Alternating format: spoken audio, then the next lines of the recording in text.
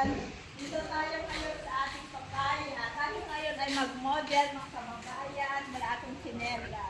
Ito, mga kababayan, uy, ang dami ng bunga mga kababayan. So, ito, pang tinola. Yan. Ayos mga kababayan. Kung sino po dyan may gusto ng tinola, ito ang aming papaya. With Press. budol pa. Nakapaapa. Wala akong tsinelas kasi umuulan mga kababayan. Saan pa yung ibang tanim nyo ni Daddy Frankie? Ito. Saan pa? Ito mga kababayan, meron kami dito pang salad.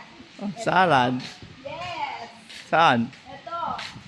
Ang aming katulay na marami ng flower. So, ito. Kailangan ng kamatis, sibuyas mga kababayan. Masarap to mga kababayan. Kaya, Flex ko lang yung paa. imo-model ko ngayon. Wala. Meron ka pang papaya doon natin pili oh. Yes, may isa pa doon. Tingnan ko nga. Marami kaming papaya mga kababayan dito. Galing, ha? Umulan kasi mga kababayan dito. Kaya walang chinela si Yaya. So, ito mga kababayan. Fresh! Fresh from the one of Daddy Frankie. Yes. Ito. Yung isang papaya mo pa, may bunga din? Meron pa dito mga kababayan. May isa pa dito. Kumain ka ng alatiris, baka gumaling ka. Yes! Ano? Araw namin ngayon, kababayan. Araw na ito, alatiris, kumain ka ng alatiris. Another ito, wala pang bunga. Ay, meron na pala. Ito. Pakita mo, flex mo. Yes, ito mga kababayan, masarap to. Hmm. Kumain na tayo. Diba? Pinaglihi kasi yan sa ibon. Yes. Oh, marami na Alam mo ba bunga. Bustax yung alatiris, gamot sa atiris. Kumain ka ng alatiris. Yeah. Gamot. Ay, marami langga. Yung alatiris, kumain ka ng alatiris kasi ito gamot sa atiris.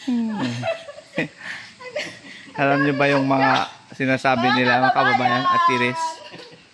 Bye-bye, everyone.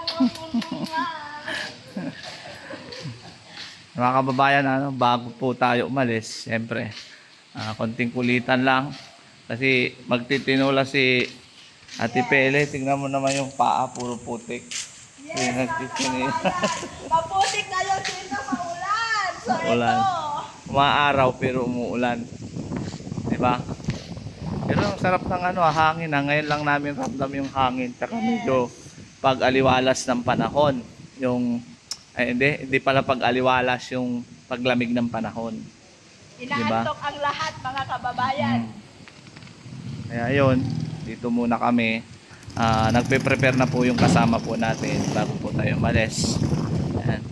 Kaya si Aya Peli kanina, chinik na yung mga papaya niya kasi nakakuha na siya ng native na manok galing sa kapitbahay. Ewan ko kung pinili niya o kinuha niya lang. Ewan ko dyan kung ano ba yan, kinuha mo ba lang ba yan? O ano? Nagkuli tayo dahil sa kapitbahay ng kababayan ng native na manok. Ay, naggagawa ng bahay kasi kaya may ingay. Ano, nagawa. Tapos may magumagawa din ng mga kababayan nakikita niyo yun. Yun lang mga kababayan konting update lang. Tapos dito sa masayahin namin Ate Pele. Yes! Bye-bye, mga Bye. kababayan. Thank you so much. Pag sa susunod na mga araw kasama natin sa mission natin. Yes. Yes. Na ngayon, di pa luto muna.